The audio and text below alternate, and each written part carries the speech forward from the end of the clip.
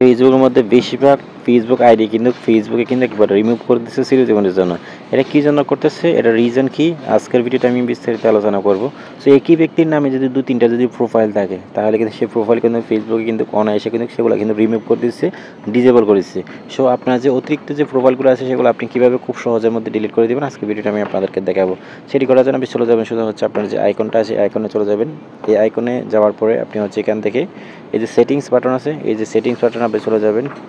এখান থেকে সেটিংসে চলে যাবেন। সেটিংসে যাওয়ার পর এখান থেকে দেখতেছেন এই যে এখান থেকে হচ্ছে আপনি এই যে অ্যাকাউন্ট সেটিং আছে, অ্যাকাউন্ট সেটিংয়ে হচ্ছে আপনি চলে যাবেন। অ্যাকাউন্ট সেটিংয়ে চলে যাবেন। অ্যাকাউন্ট সেটিংয়ে যাওয়ার পর নিচে এখানে চলে আসবেন হচ্ছে আপনি এখানে হচ্ছে আপনি নিচে হচ্ছে অ্যাকাউন্ট চলে যাবেন, ঠিক আছে। এই যে অ্যাকাউন্ট নামে একটা অপশন আছে, এই অ্যাকাউন্টে হচ্ছে চলে আসবেন। আমি অ্যাকাউন্টে ক্লিক করে দিলাম।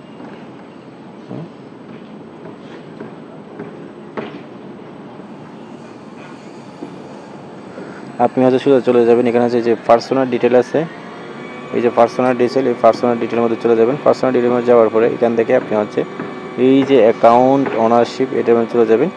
অ্যাকাউন্ট ওনারশিপ এখান থেকে যাওয়ার এখান থেকে এই যে ডিলিট এন্ড ডিঅ্যাক্টিভেশন এখানে ক্লিক করবেন। এখান থেকে ক্লিক করার পর এখান থেকে হচ্ছে আপনার ফেসবুকটা সিলেক্ট করবেন, যে আমি আমার ফেসবুকটা সিলেক্ট করতেছি। সিলেক্ট করার পর এখান থেকে হচ্ছে নিচে যে অপশনটা আছে, এই যে নিচেরটা ক্লিক করবেন ডিলিট অ্যাকাউন্ট। আমি যদি অ্যাকাউন্টটা ডিলিট করবো, এখান থেকে ডিলিট অ্যাকাউন্টে ক্লিক করবেন। সরি, আমি এখান থেকে একটু ব্যাক নিচ্ছি, এখানে ক্লিক করবো ডিলিটেশন, এটা কন্টিনিউ করলে পর এখানে যে কোনো একটা রিজনে অ্যাটাচ করতে হবে। I no longer find Facebook useful, ঠিক আছে। সো এখান থেকে যে কোনো একটা কিছু আপনি চাইলে সিলেক্ট করে দেবেন। আমি এখান থেকে সিলেক্ট করে দিলাম, এখান থেকে কন্টিনিউ দিয়ে দিলাম।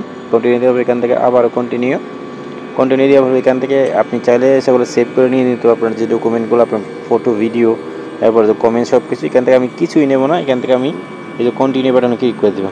কন্টিনিউ বাটনে ক্লিক করে দিলাম। কন্টিনিউ বাটনে ক্লিক করে দেবেন। আমার হচ্ছে এখানে এখন ফেসবুকের যে পাসওয়ার্ডটা, সেই পাসওয়ার্ডটা হচ্ছে আমার এখানে দিতে হবে। তো আমি দিয়ে দিচ্ছি amonindu.com। এখান থেকে আমি আমার পাসওয়ার্ডটা দিয়ে দিলাম। দেওয়ার পর এখান থেকে কন্টিনিউ বাটনে ক্লিক করবো। তো কন্টিনিউ বাটনে ক্লিক করে দিলাম। আমি কন্টিনিউ বাটনে ক্লিক করে এখানে ফেসবুকে কী বলতেছে, এখানে দেখেন কনফার্ম পার্মানেন্ট অ্যাকাউন্ট ডিলেশন, ঠিক আছে। সেখানে 30 দিনের ভিতরে আমি যদি সেটা যদি কামব্যাক না করি, ক্যান্সেল না করি ডিলেশনটা, সেটা হচ্ছে 30 দিনের ভিতরে সেটা হচ্ছে কী করবে, একবার পার্মানেন্ট ডিলিট হয়ে যাচ্ছে। আমি পার্মানেন্ট ডিলিট করে দেবো, এখান থেকে আমি রাখতাম না। এখান থেকে ডিলিট বাটনে ক্লিক করবো। এখানে ডিলিট বাটনে ক্লিক করে দিলাম। ডিলিট বাটন ক্লিক করে দেওয়ার পর কাজ কিন্তু আমার সম্পূর্ণভাবে কিন্তু শেষ।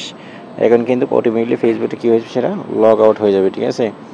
সো অলরেডি কিন্তু আমার ফেসবুকে কিন্তু ডিলিট হয়েছে। এভাবে কিন্তু আপনি চাইলে আপনার অ্যাকাউন্টটা খুব সহজে আপনি ডিলিট করে দিতে পারবেন। ভিডিওটি কেমন লাগছে সবাই একটু জানাবেন। সবাই ভালো থাকবেন, সুস্থ থাকবেন। আল্লাহ।